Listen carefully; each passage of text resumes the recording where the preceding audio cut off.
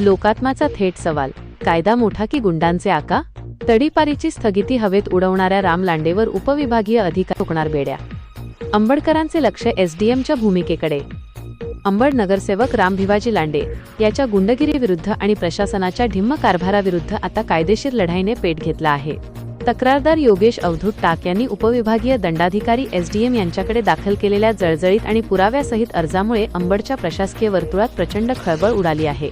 लोकात्मा न्यूजच्या हाती लागलेल्या या अधिकृत पत्रानंतर आता खरा प्रश्न निर्माण झाला आहे की अंबड शहरात कायदा मोठा आहे की गुन्हेगारांना पाठीशी घालणारे त्यांचे राजकीय आका? तडीपारीची स्थगिती हवेत उडवली, गुन्ह्यांची मोठी कुंडली. तक्रार अर्जातील पुराव्यांनी आरोपी राम लांडेचा खरा चेहरा चव्हाट्यावर आणला आहे. शासकीय कामात अडथळा आणणे कलम 330/2023, मारहाण कलम 433/2023 आणि वारंवार अवैध मटका व जुगार चालवणे अशा गंभीर गुन्ह्यांची नोंद त्याच्या नावावर आहे. याच गुन्हेगारीमुळे उपविभागीय दंडाधिकाऱ्यांनी त्याला 12 जानेवारी 2026 रोजी 3 जिल्ह्यांतून तडीपार केले होते.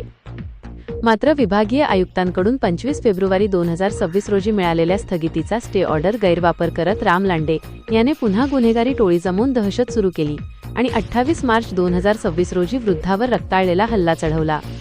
कायदेशीर कलमांचा फास, एसडीएम काय कार्यवाही करणार? तक्रारदार योगेश टाक यांनी अर्जात कायदेशीर कलमांचा अचूक दाखला देत उपविभागीय अधिकाऱ्यांच्या भूमिकेवर प्रश्नचिन्ह उपस्थित केले आहे.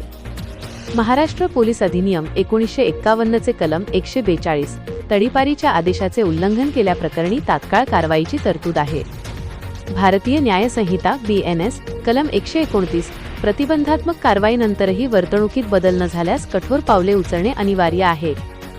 नवीन FIR दाखल होऊन थेट शांततेचा भंग, ब्रीच ऑफ पीस झालेला असताना उपविभागीय अधिकारी SDM आता राम लांडेची स्थगिती तात्काळ रद्द करण्यासाठी विभागीय आयुक्तांकडे अहवाल पाठवणार का? ही फाईल दडपून ठेवली जाणार? याकडे संपूर्ण अंबडकरांचे लक्ष लागले आहे. तक्रारदाराचा अंतिम इशारा, शेवटपर्यंत लढणार. लोकात्मा न्यूजशी बोलताना तक्रारदार योगेश टाक यांनी ठणकावून सांगितले आहे की प्रशासनाने जर या अर्जावर तात्काळ आणि कडक कारवाई केली नाही तर हा लढा थेट गृह मंत्रालय, पोलीस महासंचालक, राज्य मानवाधिकार आयोग आणि उच्च न्यायालयापर्यंत नेला जाईल. या पत्राच्या प्रती थेट मुख्यमंत्री आणि गृह खात्याला गेल्या असल्याने आता स्थानिक प्रशासनाचे धाबे दणाणले आहेत. लोकात्माचे उपविभागीय अधिकाऱ्यांना रोखठोक सवाल. 1. एका सराईत गुंडाने न्यायालयाच्या स्थगितीची दिवसाढवळ्या पायमल्ली केली असताना SDM कार्यालय आपला निर्णय जाहीर करण्यास उशीर का करत आहे? 2. सामान्य नागरिकांच्या जीवाला धोका निर्माण झाला असताना प्रशासन अजून कोणत्या मोठ्या अनर्थाची वाट पाहत आहे? 3. जर भविष्यात पीडित कुटुंबाबाबत कोणतीही अप्रिय घटना घडली तर त्याची जबाबदारी SDM प्रशासन घेणार का?